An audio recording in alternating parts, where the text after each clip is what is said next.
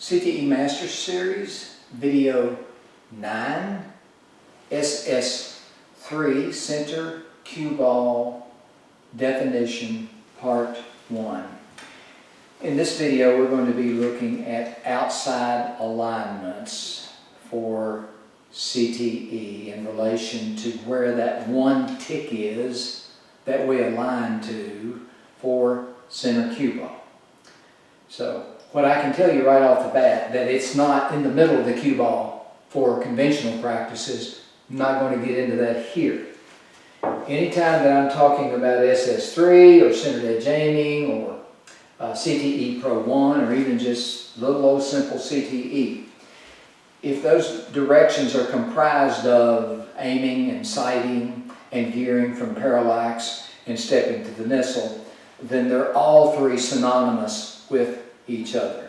So let's get right down to the nitty-gritty. Where does that one tick reside if it's not in the middle of the cue ball? So regardless of whether it's Pro 1, basic CTE, or disguised pivoting, that tick is 90 ticks away from this outermost edge here as seen from parallax. So for an outside alignment from this side, my cue would be at the very first tick that represents this patch of ticks for center cue ball.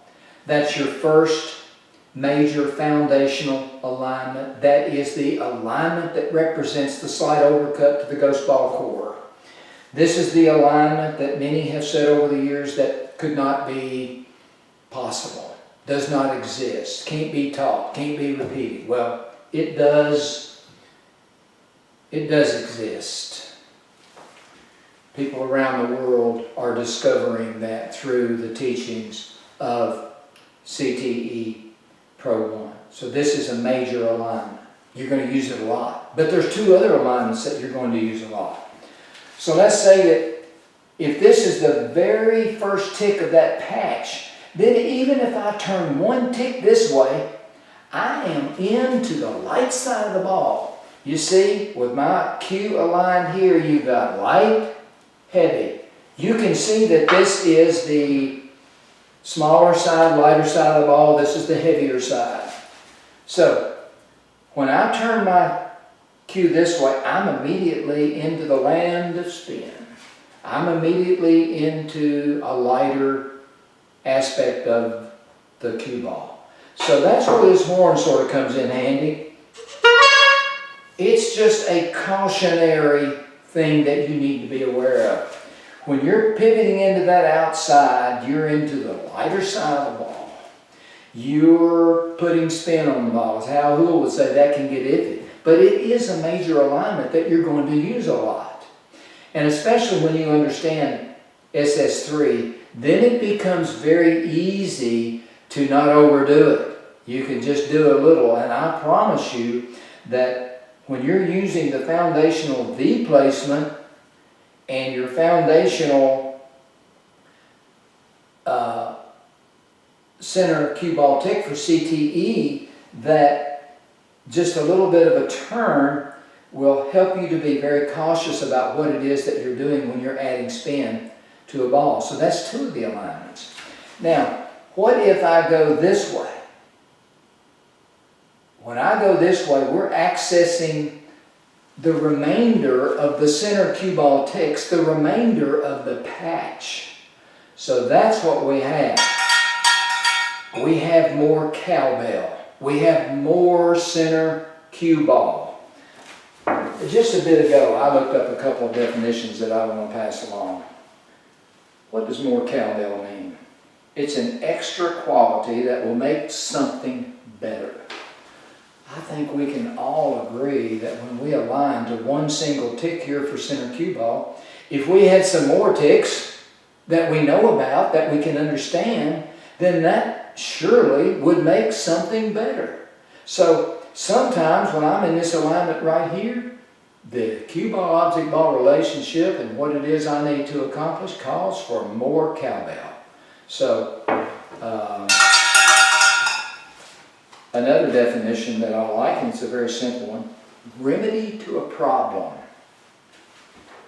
Professional players in the USA, and Hal Lewell emphatically said this, the pros do not have objective center cue ball systems. So this will solve that problem.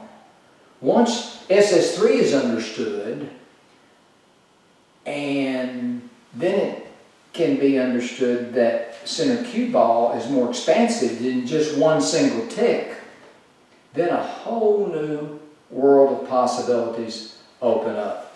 So when I'm in this alignment here, the foundational CTE one tick alignment, if I go this way to the inside, I'm not putting inside spin on this ball here.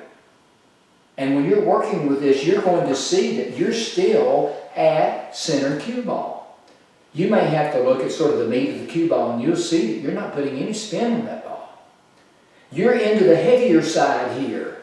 And wow, can that be an advantage for some shots? And we'll get into those applications soon. We'll begin those soon. So, for this outside alignment on this side, you have this one foundational tick right here. If I go here, I'm immediately on the outside. If I go this way, I've got more cowbell. I've got more center cue ball. Now, if I want some actual inside spin, I have to pivot out of that patch or align my cue to be out of that patch of center cue ball ticks. Now, the same thing occurs on the other side, and I'm going to go through this very quickly. So if I'm coming in for a Pro 1 alignment, for example, my alignment's going to be based 90 ticks away from this outermost edge that I can see right here from parallax. So when I do my visual sweep into this shot, now I'm going to be here. It's going to be the very first tick that I come to. Now, you can see this is the light side of the ball. It's on the outside. This is the heavy side of the ball. It's on the inside. So if I want some outside, I go this way. Immediately, once my tip turns one tick, I've got to touch it outside. So you have to be very careful. You might want to go one tick, or 2 ticks, or 3 ticks. I can tell you, a little is a lot. And once you understand SS3, a touch of outside is a breeze. But you do always have to be careful because you're on the lighter side of the ball. You're putting a little spin on the ball. But once you understand this, and you're at the proper bridge V location for the one tick that represents the CTE center cue ball, then you can tread into this light side of the ball much, much more easily because you have knowledge of where you are. Now, if I want to take my cue this way, then what am I going to do? I'm going to get more, I've got more cowbell. I've got more center cue ball. I've got a heavier cue ball. There's applications for this. There's applications for all 3 of these. I'm going to be a busy guy imparting my knowledge to you all about SS3. SS3 is important, and it's going to go around the world. This is the real stuff. So, it all starts with this one tick that we can understand now. Whether it's from the outside here or from the outside here. So, I'm going to wrap up video 9 with that, and we're going to go right into video 10 and talk about inside alignment. See you shortly.